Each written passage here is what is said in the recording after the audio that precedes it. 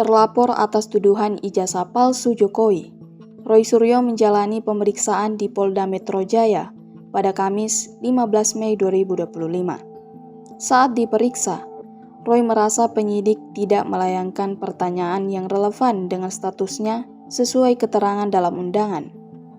Di surat undangan, tertulis ia diminta mengklarifikasi terkait peristiwa pada 26 Maret 2025. Namun penyidik tidak melayangkan pertanyaan seputar kejadian tanggal tersebut. Sehingga menurutnya, ia berhak keberatan menjawab pertanyaan lain di luar dari yang berkaitan dengan isu surat itu. Selain itu, Roy juga menyoroti penyidik yang tidak mencantumkan nama terlapor dalam undangan. Padahal menurutnya, pengacara Jokowi sudah menyebutkan di mana-mana siapa saja terlapor.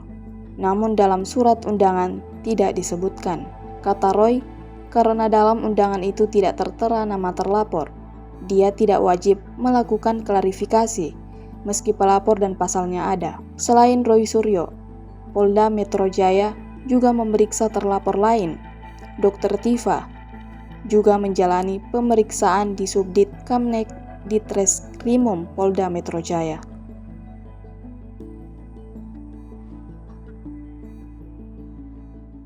Download Tribun X sekarang, menghadirkan lokal menjadi Indonesia.